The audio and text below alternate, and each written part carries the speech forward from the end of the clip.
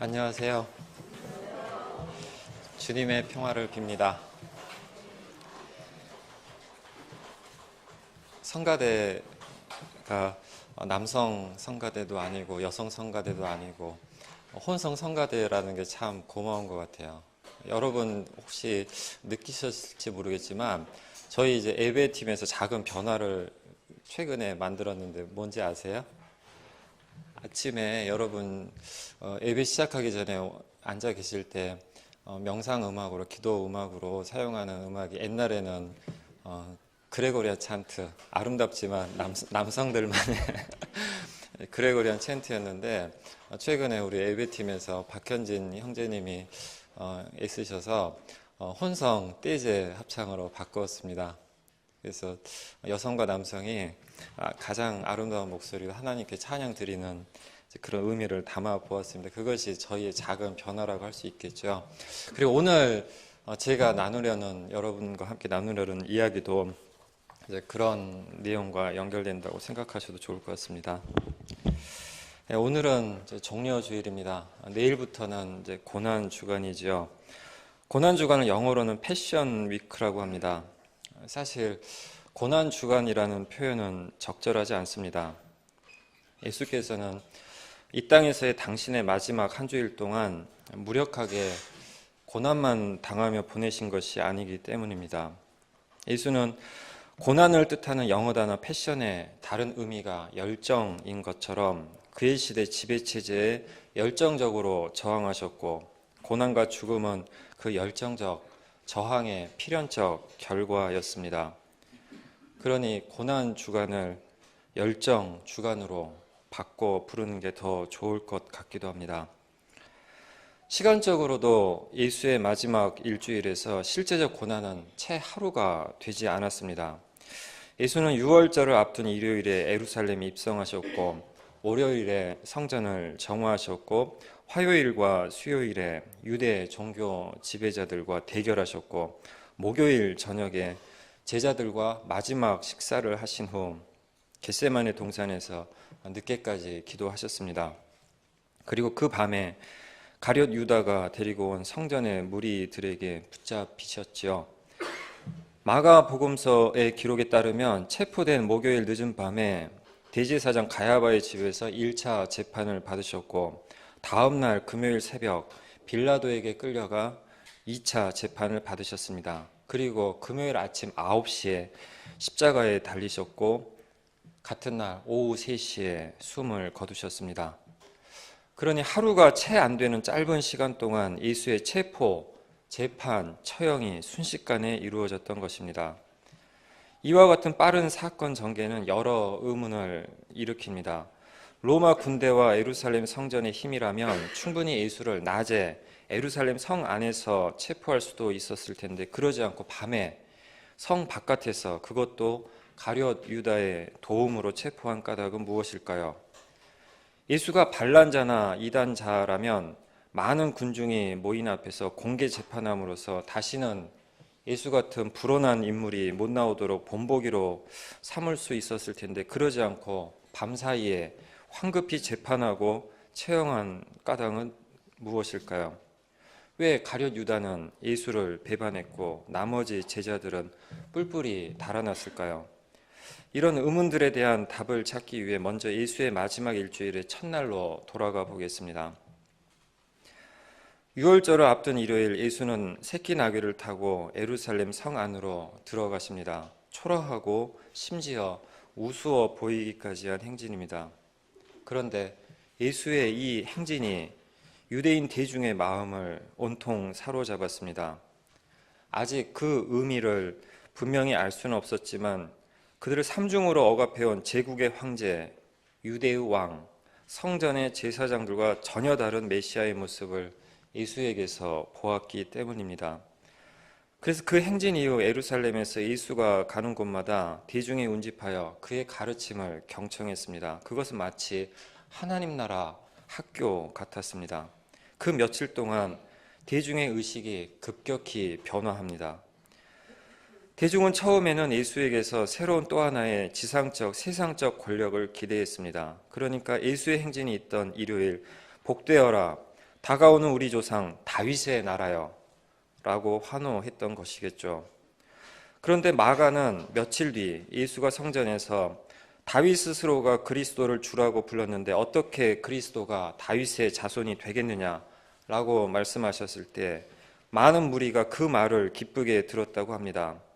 불과 며칠 사이에 그들은 예수의 하나님 나라는 로마 가이사 황제의 나라만이 아니라 유대 다윗 왕의 나라와도 다르다는 것을 깨달았던 것입니다.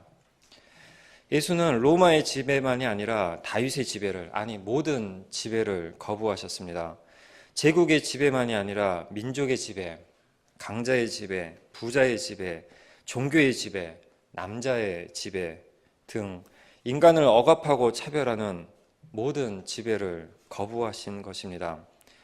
가이사의 나라냐 다윗의 나라냐, 그 두 나라 외에는 상상해 본 적이 없던 유대인들에게 예수의 하나님 나라는 충격적 해방의 복음이었습니다. 그 복음을 받아들인 그들은 하나님 한 분 외에는 그 누구의 지배도 받지 않는 하나님 나라를 상상하고 열망하기 시작했습니다. 변혁을 꿈꾸기 시작한 것입니다. 바로 여기서 우리는 예수의 체포, 재판, 처형이 왜 그렇게 급속히 신속히 전개되었는지 알게 됩니다. 가야바와 빌라도는 하나님 나라에 대한 대중의 열기가 변혁의 불길로 타오를까 봐 두려워했습니다. 실제로 마가는 권력자들이 대중을 두려워했다는 것을 여러 번 언급합니다. 오늘 읽은 성서 본문도 그중 하나입니다. 대제사장들과 율법학자들은 예수를 붙잡아 죽이고 싶어 했지만 그랬다간 대중이 소동을 일으킬까 봐 두려워 섣불리 행동을 취할 수 없었습니다. 특히 그들은 대중이 예수를 둘러싸고 있던 낮에는 소동이 두려워 예수를 체포할 수 없었습니다. 같은 이유로 예수도 대중의 보호를 받을 수 없는 밤을 두려워하셨습니다. 그래서 제자들과 함께 밤마다 예루살렘 성 바깥 베다니 어딘가로 피신하셨을 것입니다. 예수의 체포에 내부자인 가룟 유다의 배반이 결정적이었던 이유가 여기에 있습니다. 그런데 여기서 이해하기 어려운 점이 하나 있습니다. 예수의 하나님 나라 운동의 가장 결정적 순간에 예수와 제자들 사이에서 갈등이 발생한 것입니다. 복음서에 따르면 제자들은 예수가 예루살렘으로 올라가시는 목적을 정확히 이해하지 못했던 것 같습니다. 예수와 제자들의 갈등은 하나님 나라에 대한 이해의 차이에서 비롯된 것처럼 보입니다. 제자들은 당시에 젤로파나 시카리파 같은 유대 민족주의 세력이 추구하던 군사적 행동을 통한 민족 해방을 기대한 것 같습니다. 게다가 제자들 중 일부는 젤로파 출신이었고 특히 가룟 유다는 호칭이 말해주듯 급진적 무장 조직인 시카리파 이스카리엇 시카리파 출신이었습니다. 여기서 중요한 것은 로마 제국주의 세력과 유대 민족주의 세력은 누구의 지배를 원하는가에서는 달랐지만 인간에 의한 인간의 지배를 당연시하고 그것을 폭력으로 실행한다는 점에서는 같았다는 사실입니다. 물론 유대 민족주의 세력이 원했던 다윗의 나라는 가이사의 나라보다 상대적으로 더 정의로운 나라였겠지만 여전히 지배와 폭력의 나라였습니다. 아무튼 제자들은 예수가 예루살렘에서 새로운 나라의 왕이 되길 바랐고 자신들은 그 나라에서 어느 지위를 차지할지 상상하며 다투었습니다. 여기서 제가 상상 속의 다툼이라고 표현하는 이유는 제자들이 권력을 욕망하긴 했지만 실제로 그것이 가능하다고 확신하지는 않아 보여서입니다. 그것은 예수가 앞장서서 예루살렘으로 올라가실 때 제자들은 놀랐고 무리들은 두려워했다는 마가의 증언을 통해 추정할 수 있습니다. 충분히 이해할 수 있는 반응입니다. 군대도 없는 예수가 변방의 갈릴리도 아닌 제국과 성전이 지배하는 중심 예루살렘에서 체제에 도전한다는 것은 놀랍고 두려웠던 것이겠죠. 하지만 예루살렘 입성 이후의 제자들의 태도는 이해하기 어렵습니다. 대중은 불과 며칠 사이에 다윗의 나라에서 하나님의 나라로 급진적 의식 변화를 이루었는데 정작 갈릴리에서부터 예수와 함께 온 제자들은 오히려 대중의 의식에 못 미치는 것처럼 보이기 때문입니다. 물론 제자들이 예수의 하나님 나라를 완전히 모르거나 부정한 것 같지는 않습니다. 그들은 예수가 직접 불러 모은 이들이고 갈릴리에서부터 함께 여행하면서 예수와 가장 많은, 가장 깊은 대화를 나눈 제자요 동지들입니다. 또한 그들이 대중보다 특별히 의식이 부족하다고 볼 근거도 없습니다. 그리고 무엇보다도 그들은 부활하신 예수를 만난 후 용기 있게 하나님 나라 운동에 헌신했던 이들입니다. 그래서 저는 그들이 하나님 나라를 거부했다기보다는 너무도 급격한 변화 속에서 그만 혼란에 빠졌던 것이 아닐까 생각합니다. 안타깝게도 예수는 혼란에 빠진 제자들에게 하나님 나라의 의미를 깨우쳐줄 충분한 시간을 갖지 못하셨습니다. 그런데 모든 제자가 혼란에 빠졌던 것은 아닙니다. 오늘 함께 읽은 나드 향유 사건은 혼란에 빠진 남성 제자들과 달리 예수의 뜻을 깨달은 한 여성 제자의 행위를 극적으로 보여줍니다. 예수가 베다니의 나병 환자 시몬의 집에서 제자들과 함께 식사하고 있을 때 한 여성이 다가와 나드 향유 옥합을 깨뜨려 예수의 머리에 향유를 붓습니다. 이에 제자들은 그 값비싼 향유를 팔아 가난한 사람에게 줄 수 있었을 거라고 화를 내며 그 여성을 비난합니다. 하지만 예수는 그 여성의 행위는 자신의 장례를 미리 치러준 아름답고 고마운 일이라면서 옹호하고 더 나아가 복음이 전해지는 곳마다 그 여성이 한 일을 기억할 거라고 말씀하십니다. 그리고 가룟 유다는 마치 이 일이 결정적 계기가 되었다는 듯이 예수를 배반할 마음을 품고 대제사장들을 찾아갑니다. 마가는 이 여성이 누구인지 알려주지 않습니다. 요한 복음서에 따르면 나사로의 누이 마리아인 것 같은데 역사적 사실로 보기는 어려워 보입니다. 4세기 교부 에브라임은 그 여성은 막달라 마리아였다고 주장하지만 이 역시 후대의 해석일 뿐 객관적 사실로 받아들이기 어렵습니다.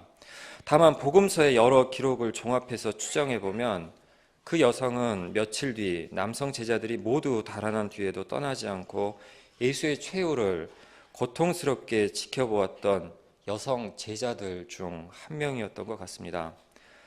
제가 그 여성들을 제자들이라고 표현하는 근거는 그들이 갈릴리에서부터 예수를 따랐다라는 마가의 설명입니다. 예수의 제자는 예수를 따르는 사람이니까요. 그 여성 제자는 다윗의 나라를 욕망하던 남성 제자들이 예수가 보여주신 하나님 나라의 실제 앞에서 혼란에 빠져 있을 때 모든 지배를 거부하는 예수의 뜻을 가장 깊이 이해하고 아파하고 순종했습니다. 그는 모든 지배에 맞서는 예수가 모든 지배로부터 고난받고 배반당하고 죽임당할 것을 알았습니다. 그래서 더 비통한 마음으로 예수의 머리에 나드 향유를 부음으로써 스승의 장례를 미리 치른 것입니다. 그런데 이 여성 제자의 행위를 스승의 고난, 패션에 대한 애도만이 아니라 스승의 열정, 패션에 대한 참여로도 해석할 수 있습니다.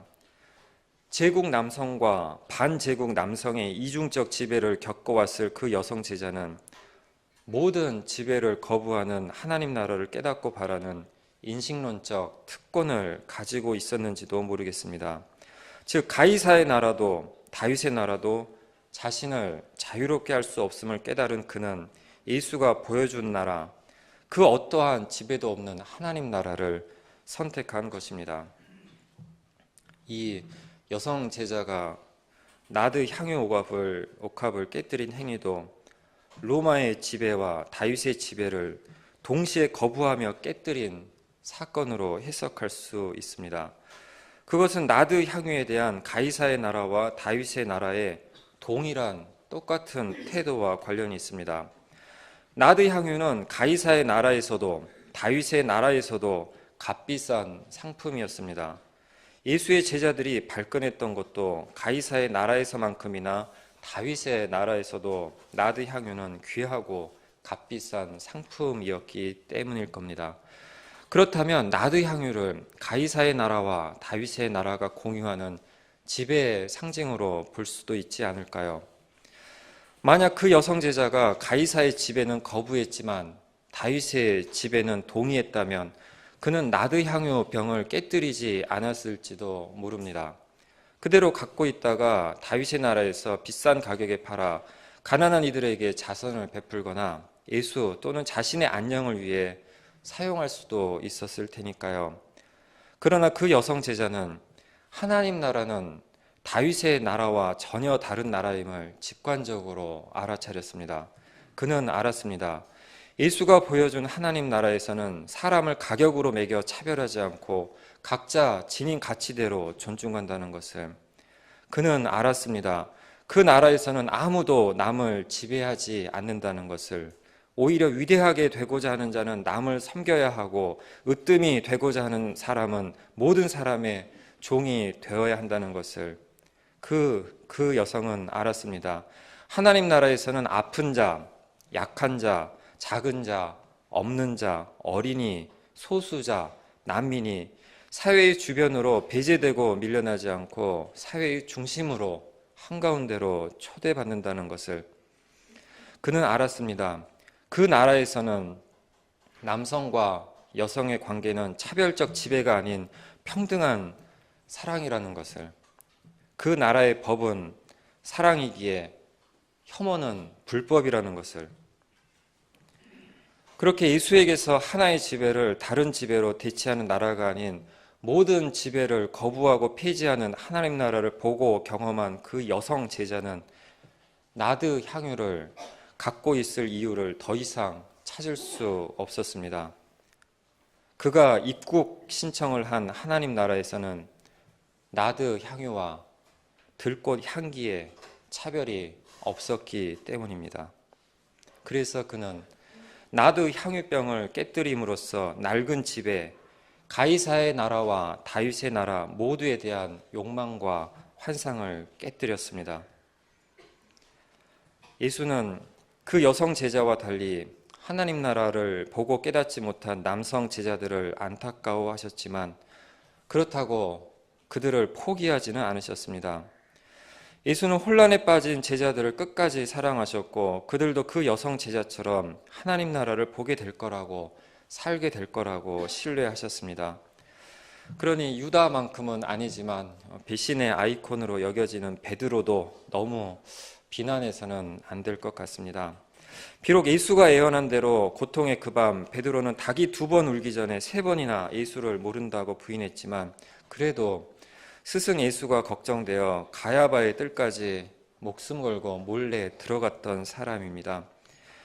3번의 부인이 예수를 향한 사랑의 부정은 아니었습니다.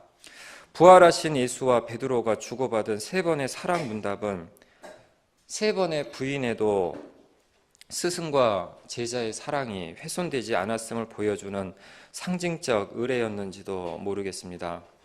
그 사랑으로 인해 베드로와 남성 제자들도 스승 예수처럼 하나님 나라의 열정으로 살다가 고난받고 죽임 당했습니다.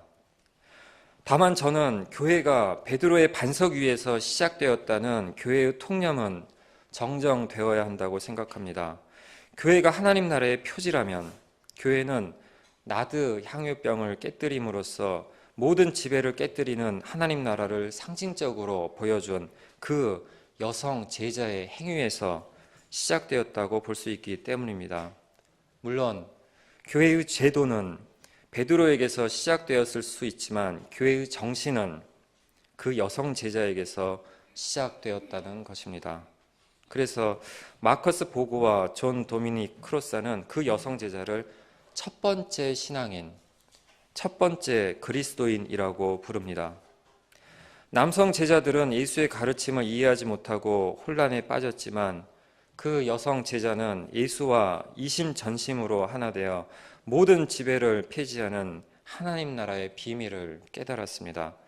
그래서 예수께서는 복음이 전파되는 곳마다 이 여자가 한 일도 전해져서 사람들이 이 여자를 기억하게 될 것이라고 하시며 그 여성 제자의 깨달음을 인정해 주신 것입니다. 오늘 그 복음이 전해져 모인 우리는 그 여성 제자가 한 일을 종려주일에 기억하고 있습니다. 어제 그 여성 제자와 예수가 살았던 하나님 나라가 오늘도 여전히 우리 앞에 있습니다.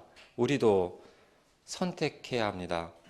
예수의 남성 제자들처럼 하나의 지상적 지배를 다른 지상적 지배로 대체하는 것을 욕망할 것인가? 아니면 예수처럼 그 여성 제자처럼 모든 지배를 거부하는 하나님 나라를 상상하고 실천할 것인가?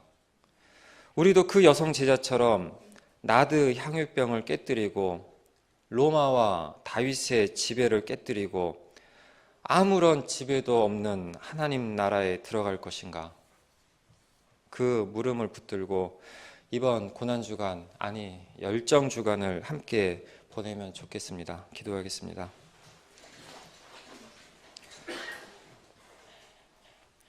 주님, 우리의 눈을 뜨게 해주셔서 하나님 나라를 보게 하소서. 우리의 가슴을 열어주셔서 하나님 나라를 살게 하소서. 모든 지배를 거부하신 예수 그리스도 이름으로 기도드립니다. 아멘.